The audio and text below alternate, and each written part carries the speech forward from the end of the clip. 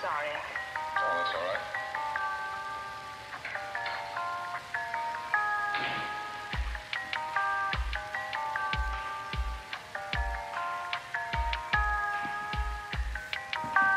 I see. Well,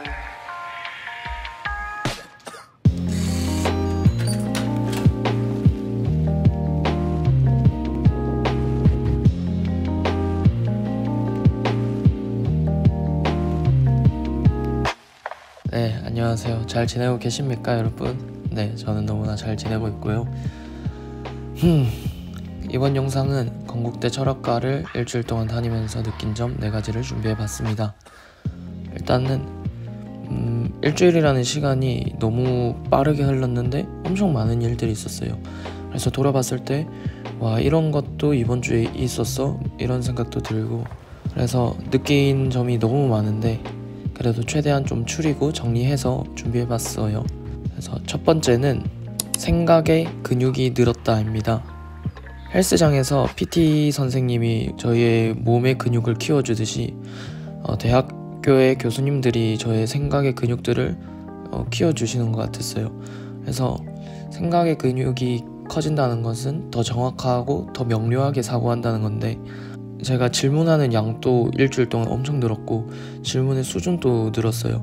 그리고 고딩 때도 원래 질문을 던지긴 했는데 항상 질문만 던지고 그에 대한 답은 별로 생각하지 않고 냅두는 편이었는데, 지금은 그거에 대한 나만의 답을 한번 찾아보기도 하고 실제로 그렇게 몇 가지를 이번 주 동안 찾아냈기도 하고 그런 부분에서 생각이 엄청 많아진 것 같아요. 예시로 제가 지하철에서 사람을 변화시키려면 어떻게 해야 하는가 이 생각에 딱 꽂혀가지고 이거를 엄청 깊이 빠졌어요. 이 생각에 완전 무슨 진화론도 갔다가 심리학도 한번 들어갔다가 뇌과학도 갔다가 막 하면서 5만 대를 돌아다니면서 딱 논리 정연하게 뭔가 저만의 결론을 도출을 해냈는데, 그러고 딱 이제 생각에서 빠져나오니까 제가 지하철역을 2개나 놓쳤더라고요. 집에 도착해야 되는 역을.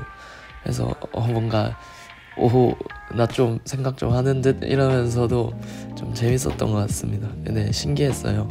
그래서 제가 원래는 이렇게 생각이 많은 게 별로 좋은 게 아니라고 생각했는데 한번 생각을 해보니까 이것도 한번 생각을 해봤어요. 제가 과연 생각이 많은 것은 좋지 않은 것인가 라는 질문이 들어가지고, 그러니까 일주일 동안 이렇게 바뀌게 된 게 평소에 당연하게 생각하던 것들에 대해 한 번 더 질문을 던지는 습관이 생겨버렸어요. 꼴랑 일주일 만에, 더 정확히는 5일 만에 생겼는데, 원래는 생각을 많이 하는 것은 좋지 않은 것이다 라고 생각하고 있었는데 과연 생각을 많이 하는 것은 좋지 않은가 라는 질문을 던지게 된 거죠. 어떻게 생각을 했냐면 우리가 운동을 많이 해서 이렇게 근육이 많아지는 거는 별로 나쁘다고 생각 안 하잖아요. 멋지다고 하죠. 그런데 만약에 그 근육을 키워서 남들을 피해주고 때리고 이런 데 사용한다면 그거는 잘못된 행동인 거죠. 하지만 반대로 그 근육을 키워서 힘든 분들을 도와준다거나 이렇게 한다면 그것은 정말 좋은 행동일 것입니다. 그렇듯이 이제 생각도 이 근육을 키워놓아서 내가 남들을 해치는 데 사용할 거냐 아니면 남들을 돕는 데 사용할 거냐가 포인트인 것 같아요. 네. 결국 그러니까 생각이 많은 거는 잘못된 게 아닌데 그 생각의 근육을 어디에 사용할 것인가가 더 중요하다는 거죠. 그런 생각들이 들었습니다. 그래서 이번 영상만 봐도 이 생각의 어떤 폭이 어떤 정도로 늘어났는지가 대충은 보이실 거예요. 네, 두 번째로는 엄청 재밌다입니다. 일주일 동안 이렇게 다니면서 진짜 너무 재밌었어요. 그래서 뭐가 재밌었냐 하면 일단 대학교의 교수님 수업들이 너무 재밌었고 또 친구들도 너무 재밌었어요. 제가 원래 어떤 성향이냐면 제가 엄청 좋아하는 게 사람들이랑 대화를 나누는 건데, 그냥 대화가 아니라 어떤 주제를 놓고 그것에 대해서 자신의 생각을 논리적으로 설명하고 상대방의 생각도 듣고 이렇게 계속 논리적으로 티키타카 주고받으면서 얘기하는 걸 굉장히 좋아하거든요. 근데 그러려면 일단은 관심사가 비슷한 사람이 있어야 되고 그렇게 주고받기가 가능한 논리 수준이 비슷한 사람이 있어야 되는데, 고등학교 때는 그런 사람이 별로 많지는 않았어요. 없지는 않았는데 많지는 않았어요. 이제 대학교에 오니까 일단은 그런 저랑 대화가 가능한 사람이 엄청 많고, 또 그런 제가 좋아하는 수업이 고등학교 때는 한 3분의 1이었다면 전체 수업에, 지금은 그냥 거의 다가 그런 수업이니까 그런 부분이 너무 재밌는 것 같아요. 제가 철학, 물리학, 수학, 신학 이런 쪽 좋아하는데 어떤 무슨 일들이 있었냐면, 철학과의 개강총회 전체 회의 그런 게 있었어요. 그래서 가서 보통 안건이나 이런 거 얘기하고 그냥 형식상으로 그냥 진행하는 경우가 많잖아요.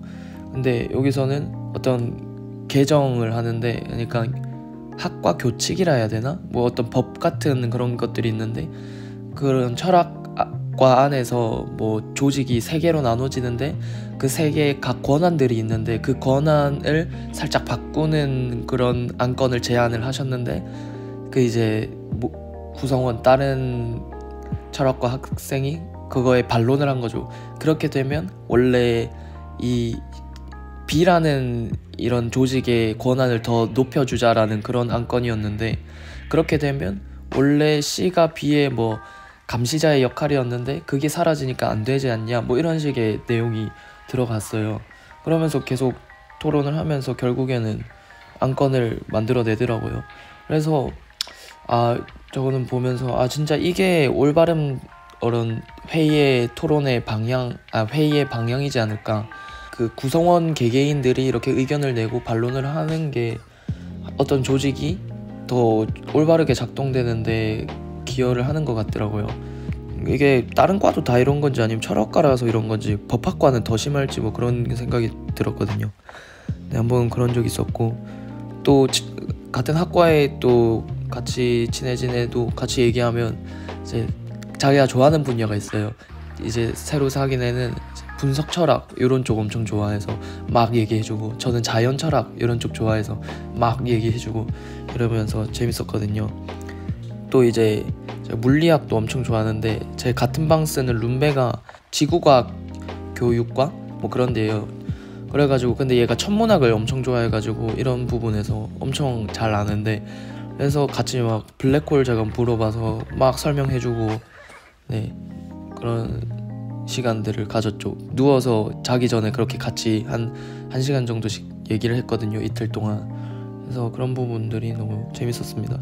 또 한 번은 이제 제가 집에 오면서 궁금증이 막 들어가지고, 과연 인간의 논리로 신을 이해하는 게 가능할까? 또 제가 성경을 읽는데 성경을 어떤 관점으로 바라봐야 될까? 이런 게 궁금해가지고 그런 생각을 하면서 집에 왔어요. 기숙사에 온 거죠. 딱 왔는데 갑자기 테이블에 전도사님이 앉아서 설교를 작성하고 계신 거예요. 그래가지고 이제 바로 물어봤죠. 제가 방금까지 궁금했던 것들 막 물어봤어요. 그래서 또 전도사님이랑 또 계속 얘기하고 막 그런 시간들을 가지면서 정말 재밌는 일주일을 보냈던 것 같습니다. 그래서 일주일이 엄청 밀도가 깊었어요. 학교에서도 배우고, 밥 먹으면서 친구랑 또 이런 얘기하고, 지하철에서 또 이런 생각하고, 집에 와서 또 이런 얘기하고, 그러면서 정말 재밌는 시간들이었던 것 같습니다. 하나의 철학 산책이라는 수업에서는 이제 과제가 자기소개서를 쓰라는데 형식도 없고 분량 제한도 없고 특이할수록 좋다 이러는데, 옛날에 어떤 선배님은 돌을 제출했다고 하더라고요. 그래가지고 와 진짜 특이하다.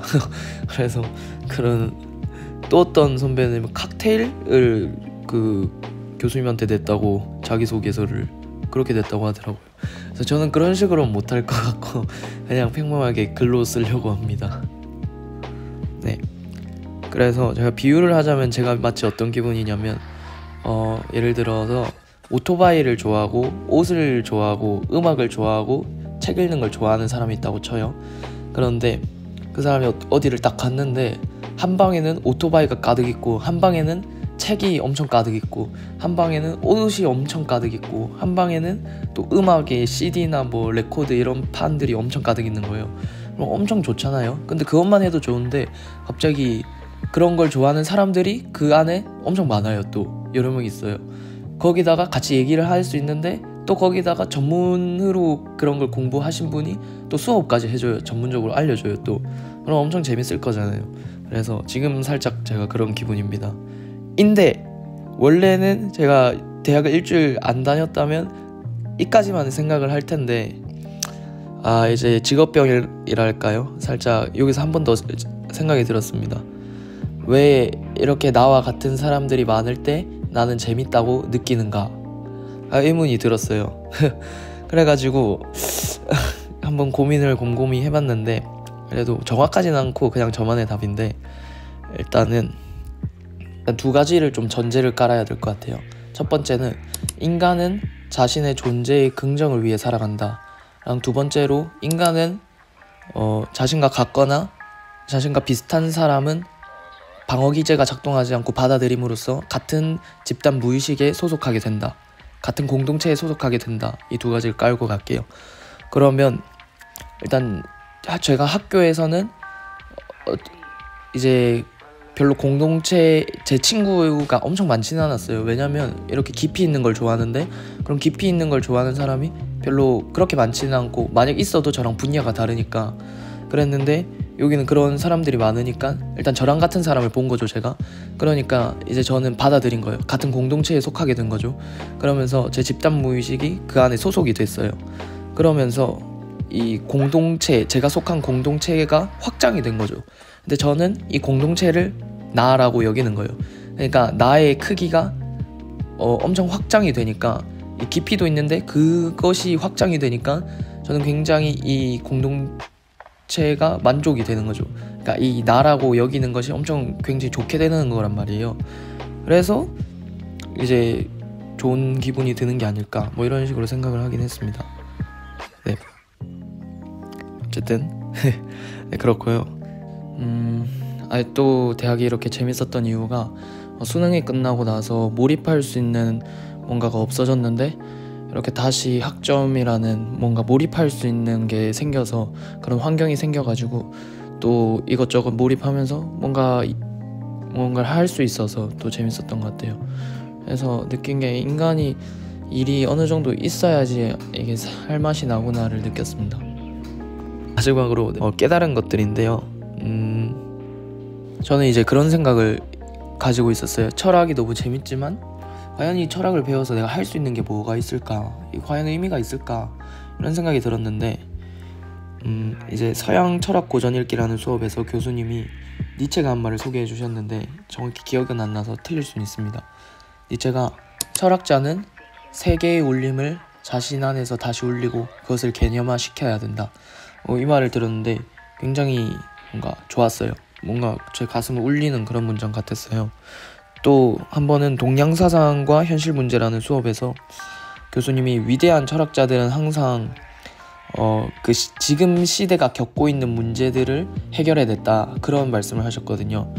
그래서 이 수업의 이름이 동양사상과 현실문제다. 그러니까 동양의 사상을 배워서 그걸 현실에 접목시켜서 어떻게 너네가 문제를 풀어나갈 거냐를 배우는 거다 라고 말씀해 주셨는데 그러면서 든 생각이 이 철학의 역할, 철학자가 하는 일이 시대의 아픔을 내가 공감하고 그거를 해결해 나가는 것이구나 라고 느꼈어요. 니체도 세계의 울림을 자기 안에서 다시 울리게 하고, 그러니까 어떻게 보면 시대가 지금 겪고 있는 아픔이나 생각들을 나도 공감하고 같이 아파하고, 또 동양사상과 현실 문제에서는 결국 그거를 철학자들은 해결해냈다를 알려주셨으니까 그걸 합치면 철학자는 지금 시대의 아픔에 공감하고 그것을 해결해 나가는 것이 철학자가 해야 하는 일인 것 같아요.